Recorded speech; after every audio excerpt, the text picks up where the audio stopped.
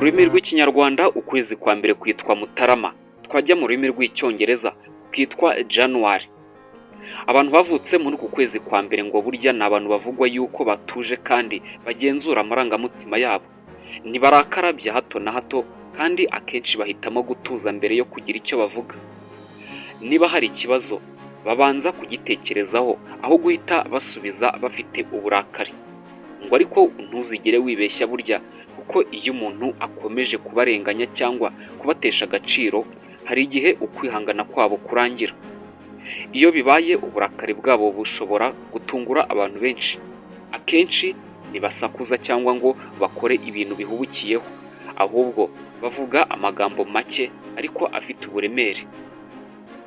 Ikindi bakunze kuvugwaho ni uko batibagirwa uwabakomerekeje cyangwa uwabababaje.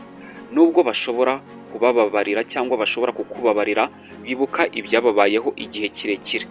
Niyo mpamvu benshi babafata nk'abantu bitonda ariko badakunda guhemukirwa. Abantu bavutse muri Mutarama bakunda kwita kuri gahunda zabo, inshingano no gukora ibintu mu buryo buteguye. Iyo umuntu ababangamiye, iyo umuntu ashatse kubangamira ibyo biyemeje, bishobora kubarakaza cyane. Iyo ubabeshye kandi ukabereka ko ubafitiye icyubahiro cyangwa ukabereka ko ububashye, akenshi bakubera inshuti z'indahemuka.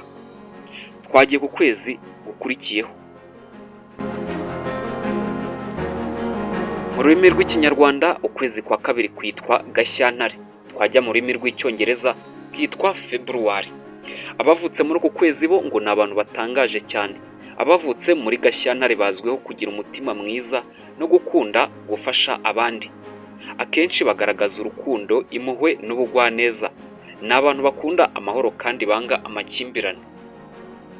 Ariko iyo bababajwe bikomeye, ibintu birahinduka. Aho kurakara ako kanya, bakunda kubanza kubitekerezaho cyane. Bashobora guceceka igihe kirekire ariko imbere muri bo amarangamutima aba arimo kwiyongera. Iyo aya marangamutima abarenze, bavuga ibintu byose byari bibari ku mutima. Niyo mpamvu abantu benshi bavuga ko uburakari bwabo bushobora kuba bukomeye kurusha uko bwagaragaraga mbere.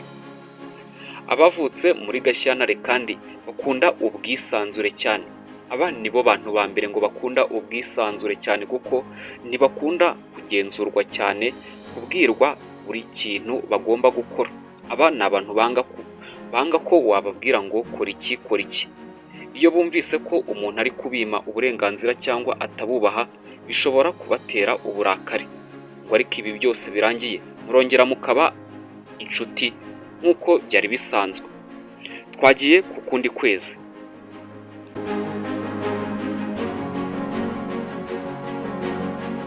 Mu rurimi rw'ikinyarwanda ukwezi kwa 11 kwitwa Ugushyingo, twajya mu rurimi rw'icyongereza kukitwa November.